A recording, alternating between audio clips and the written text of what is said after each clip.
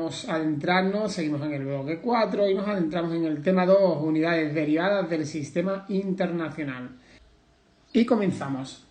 Las unidades derivadas se forman a partir de las unidades básicas. Por eso son derivadas de estas, de las básicas. Muchas son las magnitudes derivadas, aunque en este tema solo vamos a estudiar 5 de ellas. Además, estas magnitudes derivadas y sus unidades se pueden clasificar de diferentes formas. En este tema lo que vamos a hacer es clasificarlo en dos grupos. Las magnitudes derivadas cuyas unidades se expresan en función de las unidades básicas, utilizando esas mismas unidades básicas, como son por ejemplo la superficie, el volumen o la densidad, y las magnitudes derivadas cuyas unidades tienen nombres y símbolos especiales, nuevos. No utilizan los mismos de las básicas, sino unos nuevos, como es el caso de la presión o del ángulo plano. Esto lo vamos a entender y lo vamos a explicar bien ahora, ¿vale? Venga, empezamos. Y nos adentramos en el primer apartado, unidades derivadas expresadas en función de unidades básicas, que no son otras que las que no tienen un nombre especial, como comentábamos antes. Es decir, que se derivan directamente de unidades básicas y respetan esas unidades. Ejemplos, los 3 ejemplos que vamos a ver: superficie, ¿vale?, que se deriva exclusivamente de la longitud, y la unidad sería metro cuadrado. Respeta el metro, continúa, se deriva del metro, ¿vale? Sería metro por metro, metro cuadrado. Volumen, igual, derivada exclusivamente de la longitud, y sería metro al cubo. Y por último, la magnitud, la última magnitud que vamos a ver de este tipo es la densidad, que se deriva de la masa y de la longitud al dividir kilogramos entre metros cúbicos, ¿vale? Masa entre longitud. Y vamos con la superficie 1.1. En el espacio que conocemos hay 3 dimensiones: el ancho, el largo y el alto. Todos los cuerpos, todos van a tener esas 3 dimensiones, como puede ser por ejemplo un balón, una silla o un coche. Y luego podemos hablar del volumen que ocupa en el espacio e incluso de la capacidad que tiene. Sin embargo, hay cuerpos que tienen una dimensión mucho más pequeña que las otras dos. Son los cuerpos bidimensionales, en 2 dimensiones. Es decir, que solo nos van a interesar el ancho y el largo. Ejemplo, un folio o un mantel, que son muy finos, pues en la práctica solo se tiene en cuenta el ancho y el largo. El alto no se tiene en cuenta porque es muy pequeñito. En estos casos hablamos de superficie. O también, por ejemplo, cuerpos que tienen 3 dimensiones, pero que nos interesan fijarnos en o estudiar solo 2 dimensiones, ¿vale? Y bueno, tanto la superficie como el volumen son magnitudes que están derivadas de la longitud. Estos cuerpos de los que hablo, aquí os buscaba algún ejemplito. Por ejemplo, una puerta, tenemos el alto y el ancho, ¿vale? Y no nos va a interesar en este caso la profundidad. Pues sería base por altura y se representaría en metros cuadrados, metros por metro, metro cuadrado. Una mesa, si solo nos interesa saber cuánto es la superficie de la mesa, la tabla de la mesa, pues lo mismo, sería lado por lado. Y me daría también en metros cuadrados, ¿vale? Es decir, vamos a entender por superficie la magnitud que va a expresar la extensión de un cuerpo en 2 dimensiones, lado por lado o alto por ancho, ¿vale? La unidad de superficie del sistema internacional es el metro cuadrado, como estamos viendo, ¿vale? Metro cuadrado. Y para medir la superficie, ¿qué utilizamos? Pues cualquier instrumento de medida de longitud, pues en principio un metro, una regla, dependiendo lo largo que sea. También puede ser una cinta métrica, y estamos hablando, por ejemplo, de un campo de fútbol. Y bueno, otro aspecto que tenemos que considerar y que estudiar es el tema de cambiar de unidades, ¿vale? De unidades a los múltiplos y los submúltiplos. Para cambiar de una unidad de superficie a un múltiplo o a un submúltiplo, vamos a utilizar la siguiente regla, la que tenemos aquí, el cuadro este, donde cada unidad va a valer 100 más que la anterior. Es decir, si queremos pasar a una unidad mayor, iremos de derecha a izquierda y iremos dividiendo de 100 en 100. Es decir, si queremos pasar, por ejemplo, de metros cuadrados a decámetros cuadrados, dividiremos entre 100, y si queremos pasar de decámetros cuadrados a hectómetros cuadrados, dividiremos otra vez entre 100. Y sin embargo, si queremos hacer el proceso contrario, si queremos pasar, por ejemplo, de kilómetro cuadrado a hectómetro cuadrado, será multiplicando por 100. Al ser una unidad más pequeñita, el número es mayor. Si tengo un euro, lo paso a céntimos, tendría 100 céntimos. Sigo teniendo el mismo dinero, pero con una unidad más pequeña el número es mayor. Tengo una mayor cantidad de una unidad más pequeñita, pero que realmente tiene el mismo valor. Además, para entender esto mejor, podéis practicar el cambio de las unidades de superficie con el applet que tenéis aquí debajo, ¿vale? Como hemos hecho otras veces en clase y también ya con los videotutoriales, tenéis applet donde vais metiendo los números y respondiendo a las preguntas que os vienen ahí, y os va diciendo si lo tenéis bien o no, ¿vale? Y os ayuda mucho para que practiquéis y entendáis mejor. Y por último, indicar que hay otras unidades fuera del sistema internacional referente a la superficie y que nosotros utilizamos con bastante frecuencia. Por ejemplo, tenemos el área, que son 100 metros cuadrados, la hectárea, que son 100 áreas, que se utiliza ya para cuando tenemos que medir grandes superficies. Y por último, el acre, que bueno, se usa en agricultura y que no tiene una cantidad fija, sino que va variando según el país y la época, ¿vale? Normalmente entre 30 y 60 áreas. Y allá que vamos con el apartado 1.2, volumen y capacidad. La forma de algunos objetos le va a permitir contener sustancias dentro, es lo que conocemos como un recipiente. Y de ellos se puede medir, pues, su capacidad y su volumen. Es decir, se puede medir incluso el volumen de lo que contienen dentro, el volumen del recipiente en sí, el volumen del contenido del recipiente y la capacidad de llenar ese recipiente. Esas tres cosas podrían ser medidas. Por ejemplo, una taza vacía tiene un volumen, ocupa un lugar en el espacio. Y como es un recipiente, también se puede medir su capacidad de ser llenada. Cuánto se puede llenar, cuánta capacidad tiene. Y por último, se puede medir el volumen que ocupa el líquido que tiene, que contenga esa taza. La unidad de volumen en el sistema internacional es el metro cúbico, es decir, se representaría como m elevado a 3 metros cúbicos. Y para cambiar de una unidad de superficie a un múltiplo, submúltiplo de ella, vamos a utilizar la regla que tenemos aquí, y que donde cada unidad va a valer 100 más que la anterior, ¿vale? Y lo mismo, si queremos ir de una unidad a una unidad superior, dividiremos por 1000, ¿vale? Tantos espacios como unidades vayamos cambiando, entre 1000, entre 1000, entre 1000. Y si lo hacemos hacia el otro lado, es decir, hacia una unidad más pequeñita, pues multiplicaremos por 1000, ¿vale? Igual que en el que hemos visto anteriormente, tenemos un app aquí debajo donde podemos practicar con esos cambios de unidades de medida. Y si el volumen, que es lo que estamos viendo, nos indica el espacio que ocupa un cuerpo, la capacidad es el espacio vacío de algunos cuerpos para contener a otros. Para medir esta capacidad lo vamos a hacer con una unidad principal que es el litro, ¿vale? Y esta capacidad de la que hablamos, para transformarla de una unidad de capacidad en una unidad inmediatamente inferior o superior, es decir, los múltiplos o submúltiplos que conocemos, en este caso solo habría que multiplicar o dividir por 10. La relación de estas unidades se recoge en la tabla que estamos viendo aquí. Iría de litro a decalitro, sería dividir entre 10, dividir entre 10. Y si pasamos de kilolitro, por ejemplo, a hectolitro, multiplicamos por 10. Y cada vez que pasemos un escalón, multiplicaríamos por 10. Nuevamente tenemos un applet aquí. En este caso no es completa como las anteriores, sino que es más sencilla y nos puede ayudar a comprender mejor este concepto de capacidad. Muy ligada siempre al volumen. Capacidad y volumen están siempre muy ligadas.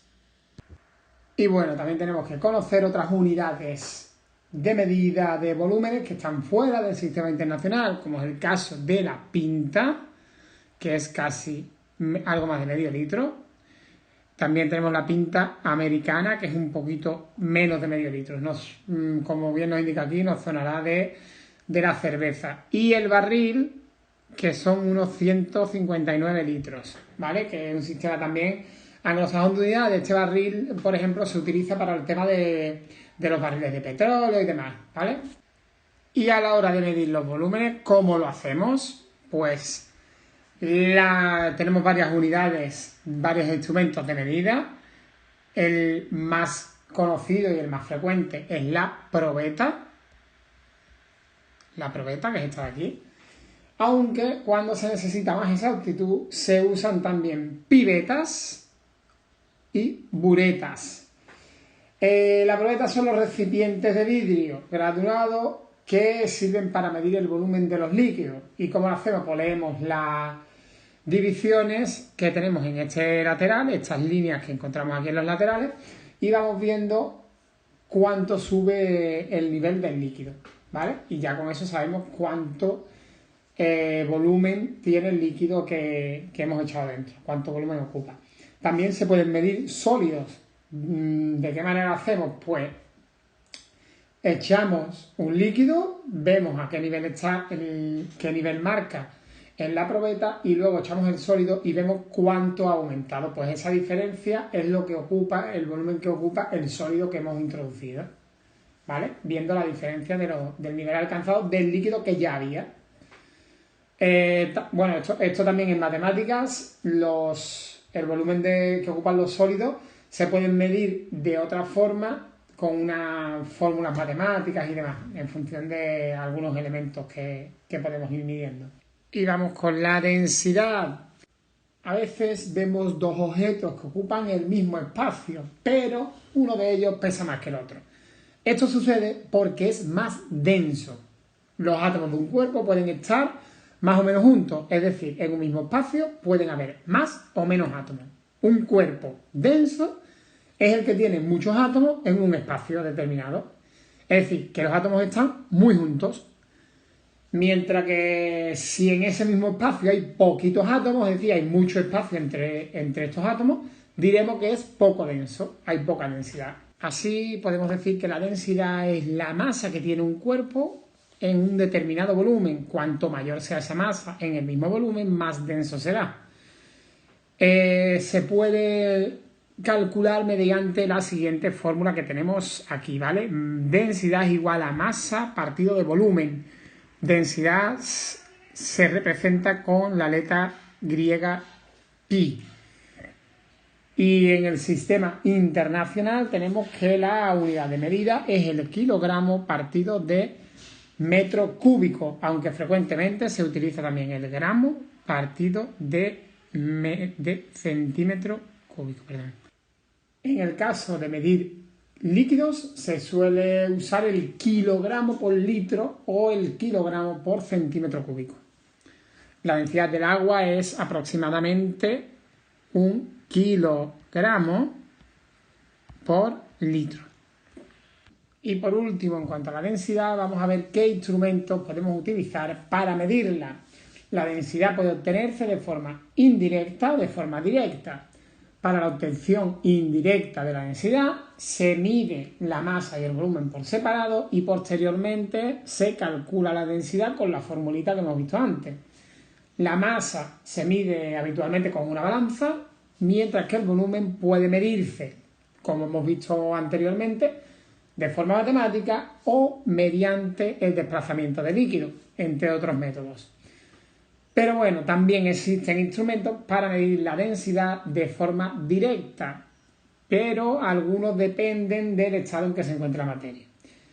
Por ejemplo, podemos utilizar un densímetro, como este que tenemos aquí, un densímetro, para medir la densidad de un líquido, o una balanza hidrostática, como esta de aquí, para medir la densidad de un sólido. Y vamos ahora sí con las unidades con nombres y símbolos especiales. Ciertas unidades derivadas han recibido nombres y símbolos especiales. Los nombres y símbolos especiales no es más que una forma compacta de expresar combinaciones de unidades básicas que usamos frecuentemente. Lo único que se ha decidido por convenio darle esos símbolos especiales. Es el caso, por ejemplo, de la presión, cuya unidad es el pascal, o del ángulo plano, cuya unidad es el radián. Vamos con el apartado 2.1, presión. ¿Qué es la presión? Los cuerpos pueden sufrir cambios en su forma de moverse, recibir presiones o experimentar deformaciones, entre otras cosas. ¿Y cuál es la causa de todos estos cambios? Pues no es otra que la fuerza. Por ejemplo, para no hundirnos en la nieve es conveniente usar unas raquetas especiales de mayor superficie de apoyo que los zapatos. Por el contrario, los zapatos de tacón fino deforman el suelo y nos hundimos con mucha facilidad. ¿Qué ocurre entonces? Que si una fuerza actúa sobre una superficie pequeña, su presión es grande y su capacidad de deformación es grande. Pero si una fuerza actúa sobre una superficie grande, su presión es más pequeña porque se reparte y su capacidad de deformación es pequeña. El poder de deformar de una fuerza se reparte en la superficie sobre la que actúa. Así, la magnitud escalar que mide este reparto es la presión, que mide cómo se reparte esa fuerza en la presión. Y que se define como la fuerza aplicada perpendicularmente sobre cada unidad de superficie. Sobre una superficie, cómo se reparte esa fuerza aplicada. Y se obtiene dividiendo la fuerza perpendicular entre la superficie. Vamos a ver otro ejemplo que nos va a ayudar. Aquí en este ejemplo vemos cómo tenemos un lápiz cogido con dos dedos y lo presionamos fuertemente los dos dedos. ¿Qué ocurre? ¿La fuerza es igual de los dos lados? Sí, es igual. ¿Pero por qué la punta del lápiz presiona más la piel que la parte de atrás? Pues simplemente porque la fuerza actúa sobre un área menor. Y de esta manera aumenta la presión que está ejerciendo. Es decir, aunque la fuerza entre los dedos y el lápiz es igual en ambos extremos, la presión en la punta es mucho mayor, porque la fuerza aplicada se aplica sobre un área mucho menor, sobre un puntito. Sin embargo, en el otro lado vemos que se aplica sobre una superficie más grande. De modo que esa fuerza perpendicular hacia un lado y hacia otro, en este caso se reparte más que en este que se aplica sobre un área mucho menor, sobre un puntito. ¿Y cómo vamos a calcular la presión? Pues la presión es el cociente, la división entre la fuerza aplicada, fuerza que se va a medir en una unidad llamada Newton, la fuerza se mide en Newton, en honor a su descubridor, a Newton, y la superficie o área sobre la que se aplica, superficie o área que se va a medir en metros cuadrados. Así, la unidad que nos quedaría en la división entre Newton y metros cuadrados es el pascal, lo vamos a medir en pascales. En honor a Blaise Pascal. Un pascal que es la presión que ejerce un newton sobre un metro cuadrado, de forma perpendicular, como vemos en la imagen, como vemos esa flechita, perpendicularmente. Así, pues bueno, podemos decir que viendo esta fórmula, cuanto mayor es la fuerza que se ejerce sobre una superficie, cuanto mayor es esta fuerza, la presión es mayor. Y cuanto menor es la superficie sobre la que actúa la fuerza, sobre la que se ejerce esta fuerza, mayor es la presión. Si esta superficie cuadrada es más pequeñita, la presión será mayor. Si se reparte más la fuerza, la presión es menor, como hemos visto en el ejemplo del lápiz. Así podemos decir que si conocemos fuerza y conocemos superficie o área, podemos hallar cuánta presión se está ejerciendo. Y por último, en cuanto a la presión, vamos a ver otras unidades fuera del sistema internacional. Principalmente dos: la atmósfera, que es la presión que ejerce la atmósfera terrestre al nivel del mar, y el bar, que es muy usada para las presiones atmosféricas. Aquí vienen las equivalencias en pascales. El bar normalmente es la que vemos en el telediario, que normalmente hablan de milibares, ¿vale? Porque es una unidad pequeña, pues hablan en milibares. En cuanto a los instrumentos de medida, tenemos principalmente el barómetro y el manómetro, que no son otros que estos dos que tenemos aquí. El manómetro es el dispositivo para medir la presión interna de un recipiente que contiene un líquido o un gas, mientras que el barómetro es un dispositivo utilizado para medir la presión atmosférica. Y vamos con los ángulos. ¿Qué es un ángulo? Un ángulo es una región del plano, una parte del plano comprendida entre dos semirrectas, como por ejemplo tenemos aquí. Esta una semirrecta y esta otra semirrecta con un vértice que es el origen común de las dos. Y el ángulo es positivo si se desplaza en el sentido contrario al movimiento de las agujas del reloj, es decir, se desplaza hacia allí, mientras que será negativo si se desplaza en el sentido de las agujas del reloj, en sentido contrario. ¿Y cómo vamos a medir los ángulos en el sistema internacional? La unidad de medida es el radián. Y el radián no es otra cosa que el ángulo, hacemos referencia al ángulo, decía, esta apertura que tenemos aquí, que limita, que llegaría a limitar, ¿vale? Que iría desde aquí hasta aquí arriba, limitando un arco de circunferencia, que es esto moradito que vemos aquí, cuya longitud de este arco de circunferencia es el radio igual al radio, es decir, cojo lo que mide el radio, cojo este radio de aquí a aquí, y lo coloco sobre la circunferencia, de manera que delimita un arco de circunferencia que iría desde aquí hasta aquí y cuya apertura de ángulo es justo y exactamente el radián, un radián, el ángulo que se abre. El radián hace referencia al ángulo. Sé que estoy siendo un poco pesadito con esto, pero también sé que es algo que a lo mejor es un poquito más complejo de entender. Y bueno, hay también otras unidades de medida. Los ángulos, al igual que hacíamos con el tiempo, se pueden medir en el sistema sexagesimal, que aunque sus unidades no pertenecen al sistema internacional, sí que están autorizadas.